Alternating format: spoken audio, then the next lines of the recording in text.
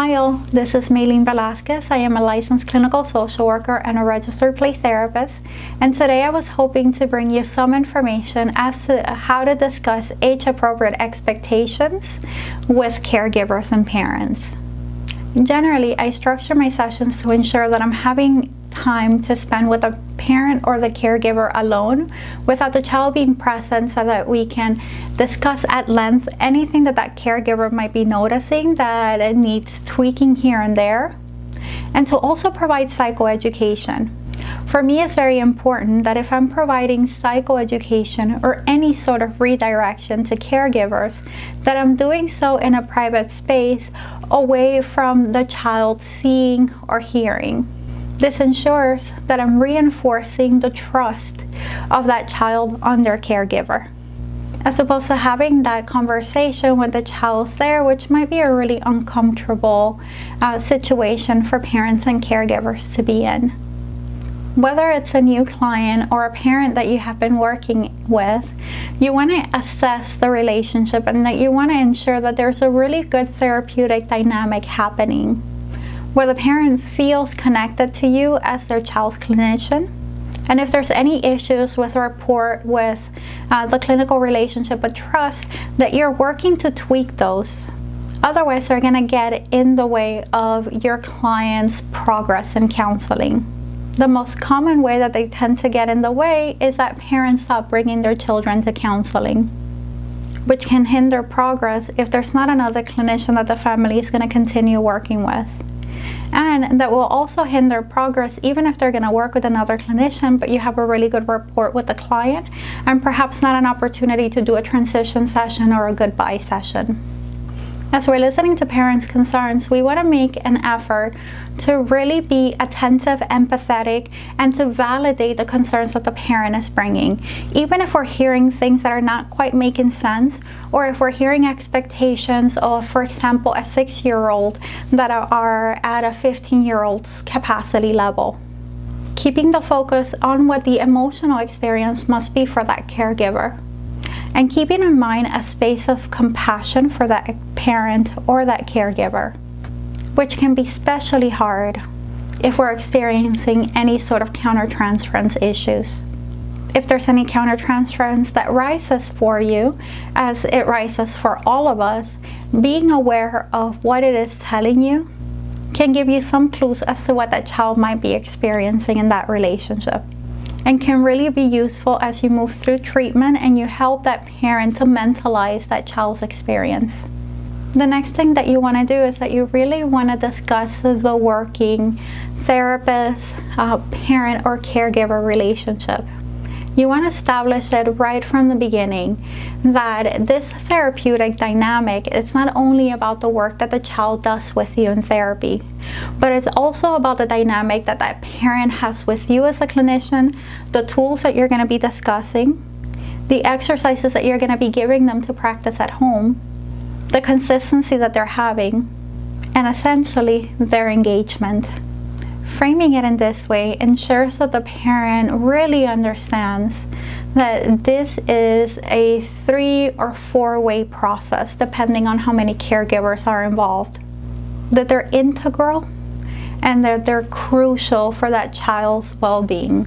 As you're giving that information, keep in mind that parents are consistently trying to do what's best for their children, and that at the same time, they're consistently in fear that they're doing something wrong. Being able to provide this information in a gentle way will also reinforce the parent-therapist relationship. Once you've conducted the appropriate assessments during your meeting with the parent, during your meeting with the child, then you're going to work with the parent again to set some goals together. You might tell the parent the purpose of this meeting is for us to really discuss how it is that we're going to proceed. Things might change here and there, but it's really important that we have some foundation and some idea as to what the purpose of the work that we're going to be doing together is. Once you have a couple of goals outlined, this is a really good opportunity to then begin providing age-appropriate information for that caregiver. And so some common things that you might want to discuss is that you might want to explain what the purpose of behavior is. In particular, how behavior is reinforced. You want to ensure that you're providing age-appropriate information as to brain development. Specifically, a concern that many of the parents I work with is the idea of manipulation. So this might mean explaining what the purpose or the underlying process of manipulation might be. And you also want to make sure that if your client is a 4-year-old, that you're really explaining to parents where that 4-year-old is at developmentally versus if that 4-year-old was a 16-year-old.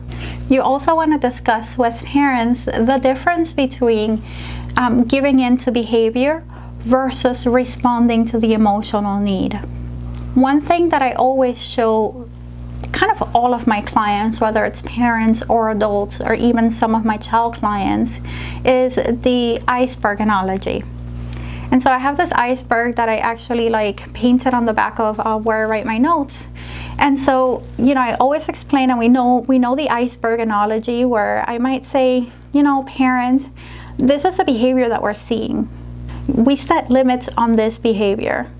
So if your child doesn't want to go to school, or doesn't want to do homework, or is using really foul language when they're communicating with you, we're going to set the limit here, and we'll talk about how to set limits in counseling. But we're always going to respond to that emotional content, which is what keeps that behavior up. This is what we discuss and what we explore in counseling. But it's also the piece that I really want you to think about as you're dealing with your child on a day-to-day basis. I know that it's going to be impossible for you to keep this in mind 24/7, especially after a really long day, because at the end of the day, we're all humans. What we want to do is that we want to keep it in mind more times than not. There might be days that you might be really, really aware, and there might be other days that maybe you forget the whole thing. But I'm talking here about the full picture of what happens in your family, not 1 day or 2 days, but maybe what happens over a month. We might also want to discuss the importance of communication in family relationships, and how the more communication and the more flow that there is in a parent-child dyad and within the family, the more cooperation there's going to be. If you're not sure, depending on the age group that you're working, what are some age-appropriate expectations, I'm going to have some information linked at the bottom that will be useful to you. If there's more than you need, feel free to shoot me a message, and I'll be happy to make a video about it. Another thing that's really important to keep in mind is explaining to parents what is going to be the frame of counseling, and how often are they going to be integrated into treatment. Depending on the presenting issue, the severity of it, and your clinical framework and the theories that you have been trained in, there might be a flow that makes sense for you based on your practice. For me, I kind of have maybe 2 or 3 main ways that I work on with integrating parents. The first one is, if I'm working on an issue that's very severe, that's really getting in the way of everyday functioning, I'm going to want to meet with the parents every session. At the beginning of the session, to collect some information about what has been happening, what challenge might come up, and what might be important for me to know.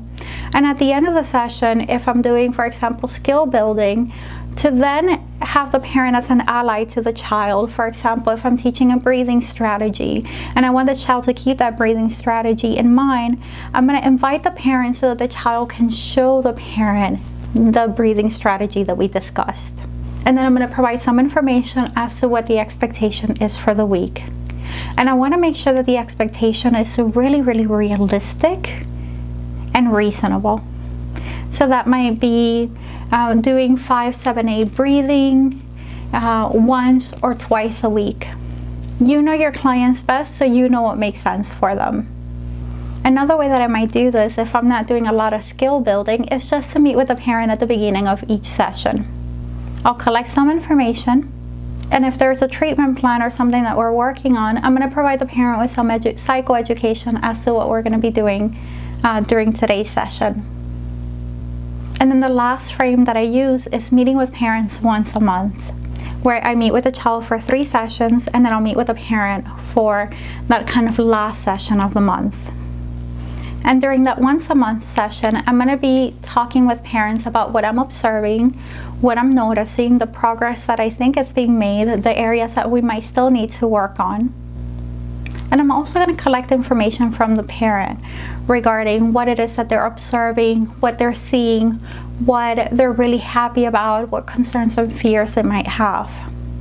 I find it really useful if I'm meeting with families once a month to do a little worksheet or write-up for the parent with some points that we discuss in the session.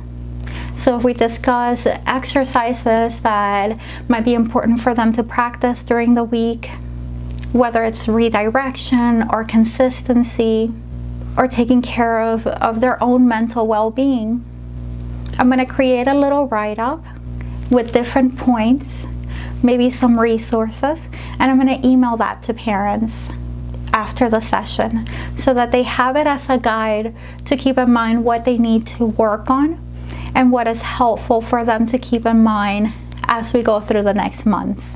I prefer to have these sessions without the child present.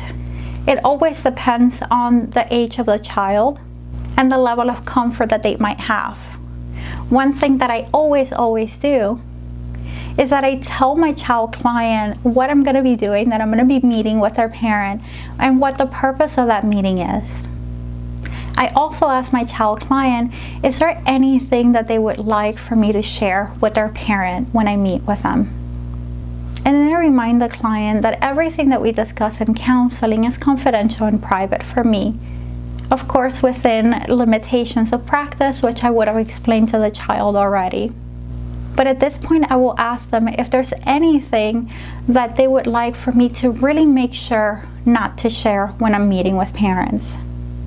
Depending on what the child says, I'm going to process it and we're going to create a plan. So these are some tips to really think about how to engage parents and how to provide really positive age-appropriate information that can be integrated into treatment. I hope that this is useful and helpful to your practice and the people that you're working with. Thank you so much. Bye.